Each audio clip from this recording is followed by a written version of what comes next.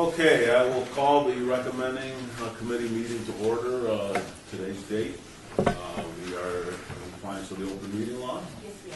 Thank you. We will go to item number 3, which is a bill 2015-14. This is an abeyance item for possible action. Authorizes officers of the Department of Detention and Enforcement to enforce or assist in the enforcement of LVMC Chapter 6.75 pertaining to short-term residential renters. This is sponsored by Councilwoman Tarkanian. So see, we have some folks here. Let's go ahead, and whoever wants to talk about this and tell us what this is all about, come on up here and start talking. Mayor Pro Tem, I'll start off if that's okay with you. I'm Orlando Sanchez, Deputy City Manager. The reason for this whole entire ordinance is basically to assist our code enforcement and our business license officer when they go out for short-term rental.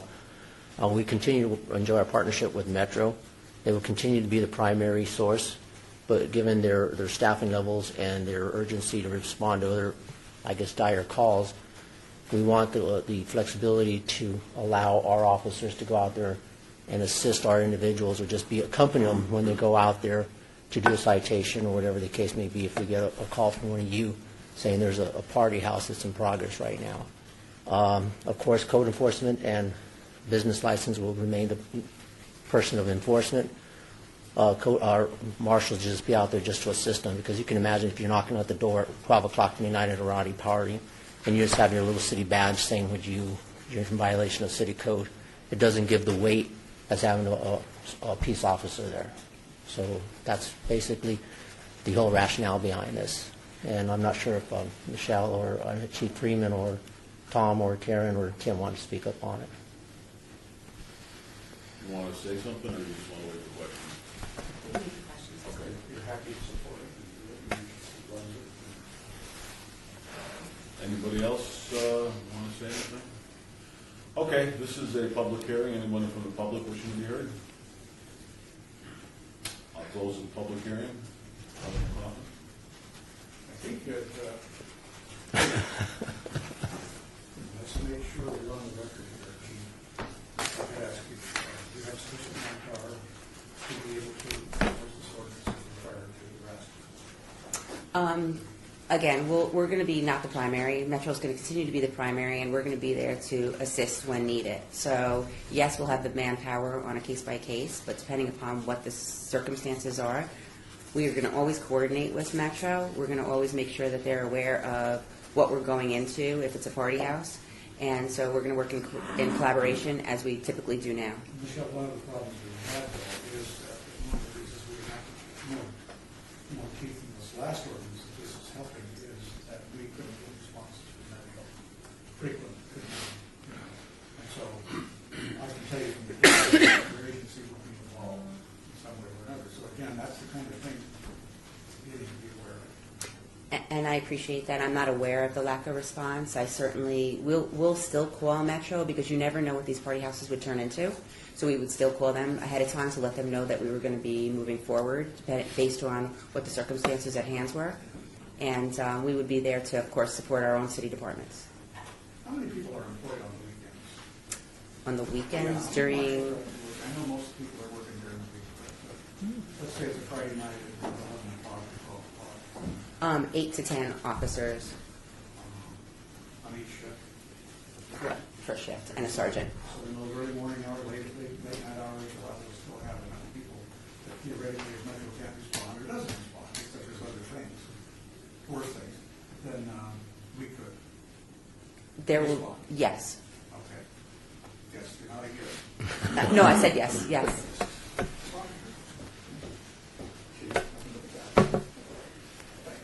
Thank you. That's all that question I have. Okay. I'm going to do that.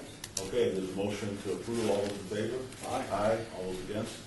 Motion carries. This will be heard at the April 1st, 2015 City Council meeting. Thank you.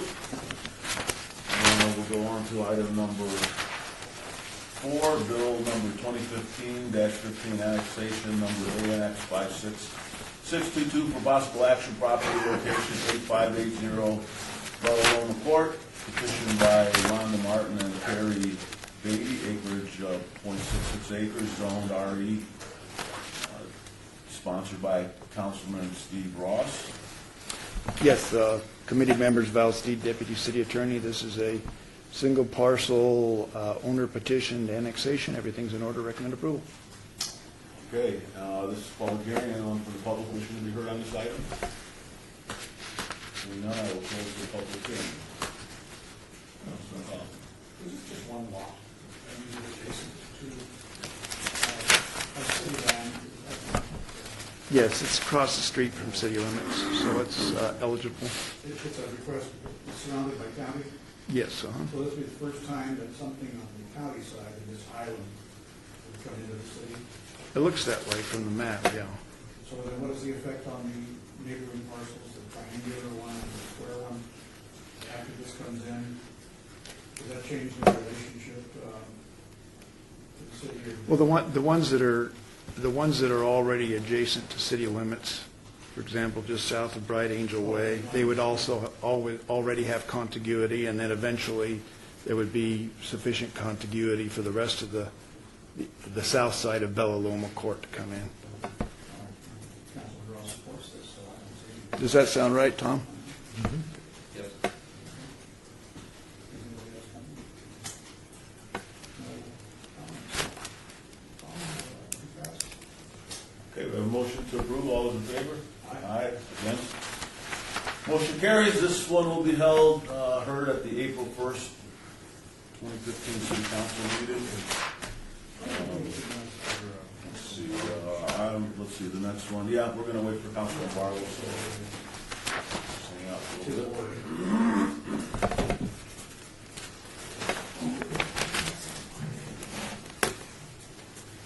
We should have another meeting, rock and roll.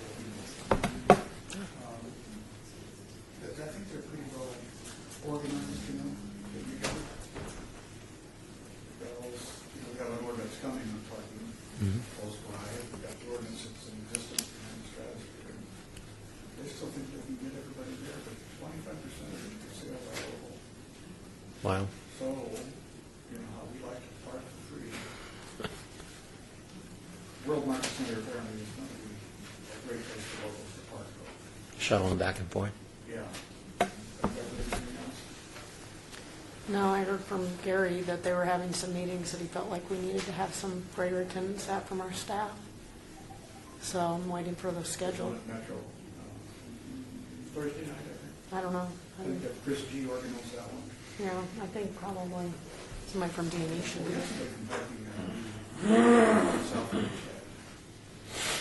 So we have two active neighborhood organizations on our side of the state that are going to have to be involved. We're trying to get it set up so that we have their placards. And how much to charge us.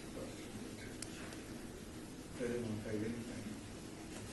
Our staff first said $20 for these placards, and I think that would be several per household. For them to be able to park on the street like a citation. Wow. So, I don't know. They didn't want to pay anything. They felt it's in front of their property, so. Yeah. I don't think we should charge any more than we are in Stratosphere. I didn't even know that till last night, but there was a specific parking privilege that had the residences that got the permits. They only need to pay $10 every. So, anyway, that's pretty exciting. Should be good. What else? You're wearing a tie? You're wearing a tie, Alex. What is this? Where are you going? I'm sure you're going to get dressed up for you today. I especially wore my Coca-Cola shirt for you today. Oh, nice. Okay. You would know. That bottle, that's quite a centennial of a bottle. Sorry, I missed you last week. 100 years old. Huh? Not enough time. James, what are you doing back there? Texting my editor. Which one? The one in Austin or the one here in Austin? They haven't moved any of them yet. So far as I know. They haven't actually used them.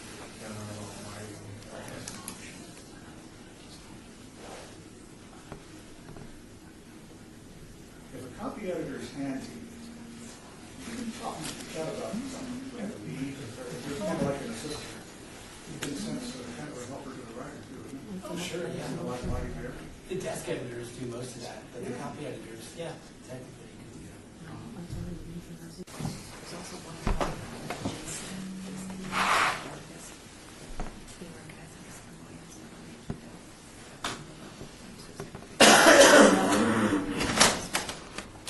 Oh, all right. Southland. We got to deal with that, yeah. Good counsel. Thank you for letting me use that.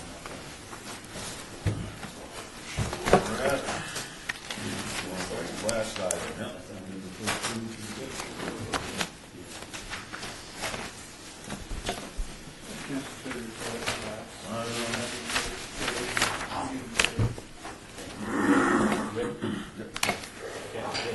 Thank you all for your patience.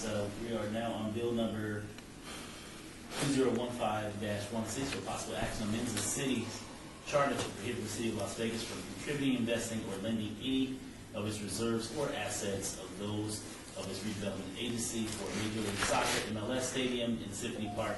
This is sponsored by Judicial Interpretation of NRS Chapter 295. Staff, Mr. Chairman. Yes, sir. Since this has to do with the petition and the ballot question, I'm going to recuse myself from this, like I did last time at the opinion of Mr. Jervik.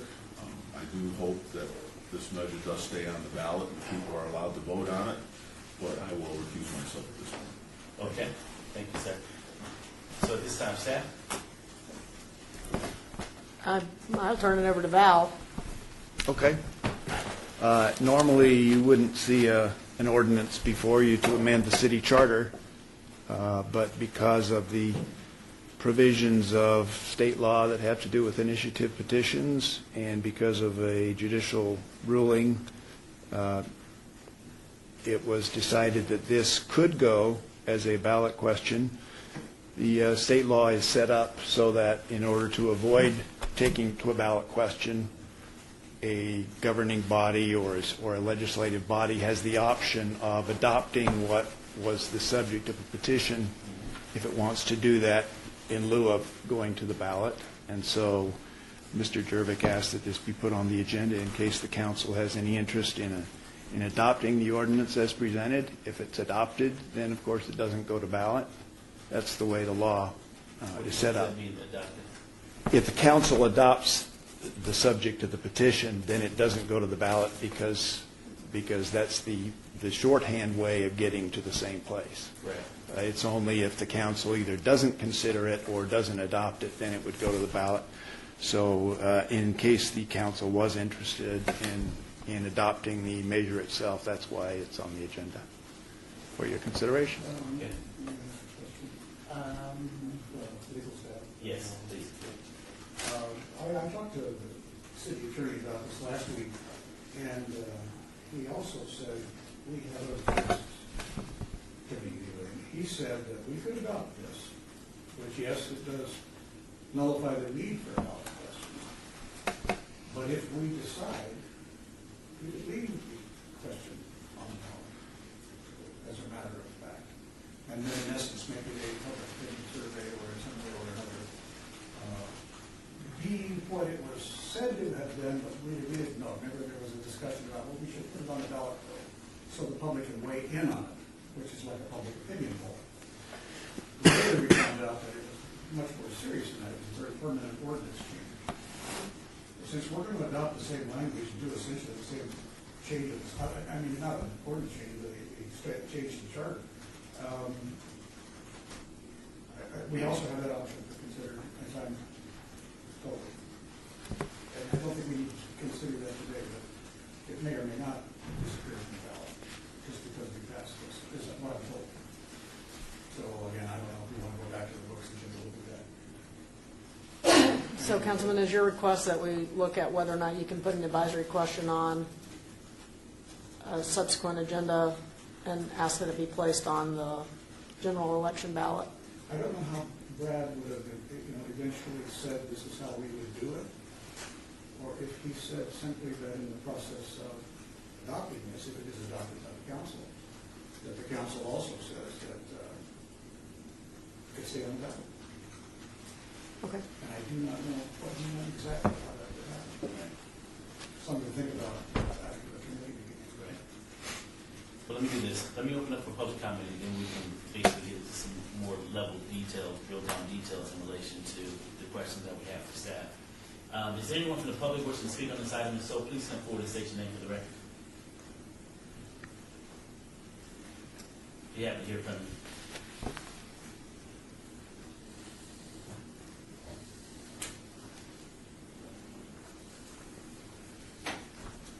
Yes, it's on. Yes, ma'am. I am Juanita Clark speaking on behalf of Charleston Neighborhood Preservation, and our comments are, yes, we recommend, is the recommendation from Charleston Neighborhood Preservation regarding this proposed bill 2015-16 to recommending committee members and our city council of Las Vegas. The tax adjustment proposal by our governor is seeming unwillingness of our legislature to tune in on the known national global disaster of Common Core. Our city government's lobbying for anti-family regulations, make Nevada just another from which to flee, noted by the influx of various vulture businesses which thrive on depressed and forced fluoride on our largest populated county. The generally oppressive, aggressive attitude of some elected officials, the dead tortoises, birds, horse meat, and hamburger, signaling sincere businesses Ma'am, or investors. let me just stop you just for a second. Does this have to do anything with the item before us here today? Or is this something subsequent? We felt it did, and I have one more line to read. Well, hold on, because if this has nothing to do with the item before us, there is a segment of the agenda for you to read that into the record. I have to keep this particular record clean in relation to what we're talking about on this specific agenda item. So are you coming before us to talk about the charter being amended as relates to the Symphony Park? I think she said yes, but that's your first sentence. That you said This in is favor of the regarding bill. Bill 2015-16. Okay? Yeah, I can restate our first sentence. Yes, recommend is the recommendation from Charleston Neighborhood Preservation regarding this proposed bill number 2015-16 to you, the recommending committee, as well as our city council. And it's signed by June Aker, our president. Sincerely. Okay, continue. Come back to public comment. Okay. Anyone else from the public wishing to speak on this item? If so, please come forward and state your name for the record. Seeing none, public comment is closed. Okay. So, Council, go ahead. This really is all rhetorical because we don't really know where we stand with this thing. I'm going to move to pass. And, Okay. that's what I'm going to do. The questions that I have, and more so for Dow. You want me to pull a motion back? No. I just have a question on the motion. That's all. That's okay. Val, at the previous council meeting, the council voted to pretty much eliminate anything moving forward as relates to MLS and Symphony Park. And so this item here today, what rationale, reasoning would it be for us to push this forward onto a ballot when in fact MLS has already stated that and submitted a letter stating that Las Vegas hasn't been chosen?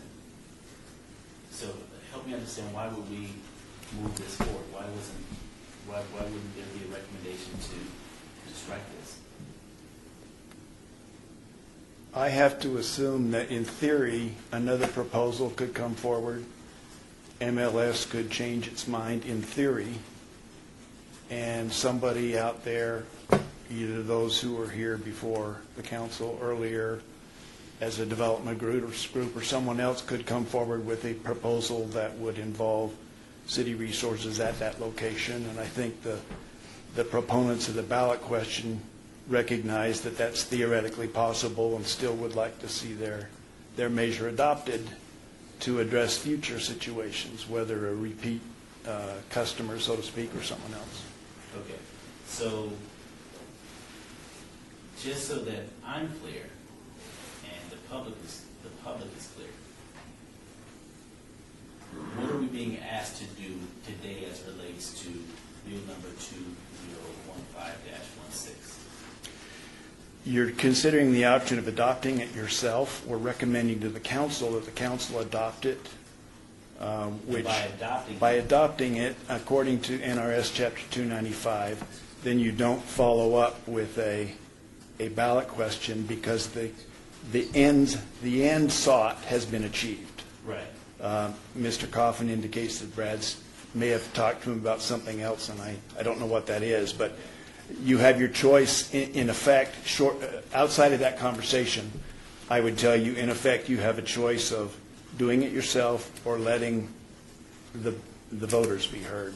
Okay. And if your decision would be to let the voters be heard, then you would not adopt this We will ordinance. not adopt this. Correct. Right. Okay, and so there is a motion on the floor I'm going to speak to the motion. okay, so you're going to speak to the motion? Okay, so, but as of right now, there's a motion on the floor to accept the ordinance. Okay, then there's an additional question on the motion. Well, it's just this, and that is, I do this to help bring peace to the family. I think in 1940, there was a dispute on the city council of the city of Las Vegas for the town of Park. And we actually had... What was that? I forget what the issue was about, but they had like two city You're throwing councils. dates around. Well, I wasn't born yet, but to be honest with you, I know there's some history. And it really, we had essentially had a fight like this amongst elected officials Who's fighting? for 77 years. So the thing is, we have to do something to reach, to fill the gap between the folks on the council. If we can do anything to help bring people together, if we need to get a unanimous vote on something, I do not know if these parties to the lawsuit are going to be able to vote in the affirmative on this. I would certainly expect that they would vote in the affirmative on this. I think they need to be allowed to vote on it. I would like to move it out of committee today, and I will vote for it on Wednesday if they vote for it. Because I want to get us back in a situation where we all agree on it. It's extremely important for the rest of the city business. This stadium deal is done, dead, finite, gone. But the politics lingers on. And I think if we can just take a motion of some kind that gives us a 7-0 vote or whatever on this issue this Wednesday, I think I want to put it forward. Frankly, I wouldn't vote for it if we didn't have a full vote. And I don't see how the lawsuit affects this at this point. I don't see how the people who would abstain need to abstain. I don't see that. Not related. This has nothing to do with the lawsuit. So that's why I'm going to go ahead and move today. I don't know if it's going to vote, how it's going to move. But it probably is going to be, I don't know what you mean. So there's a motion on the floor to approve the ordinance, and just so I'm clear, by approving this today, basically moves it forward to city council, basically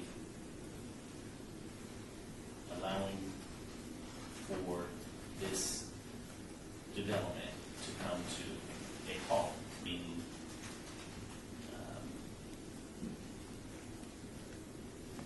stopping any future MLS conversations moving forward on Central Park.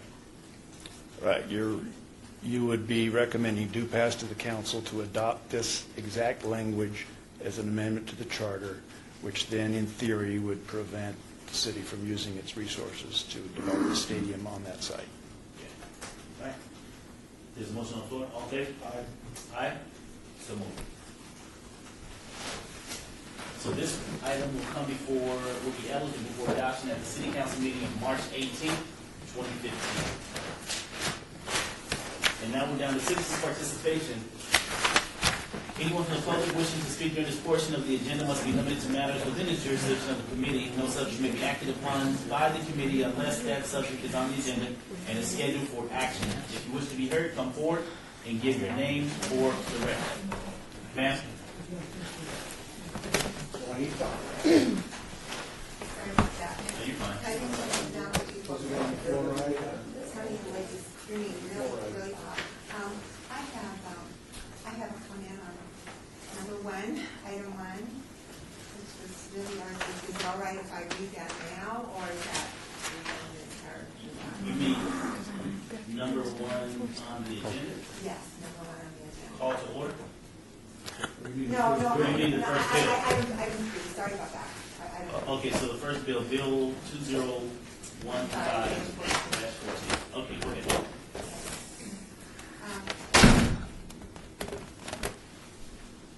I am Juanita Clark. I'm reading on behalf of Charleston Neighborhood Preservation. The word is no, and we ask for rejection is the recommendation from Charleston Neighborhood Preservation regarding this bill number 2015-14 to be recommended by the members and for our City Council of Las Vegas. Some of you may recall that we spoke adamantly against LVMC Chapter 6.75 pertaining to short-term residential rentals when it was proposed and even passed by our young City Council of Las Vegas, Nevada. Now comes this proposed new section designated as Section 120, reading as follows: 6.75.120.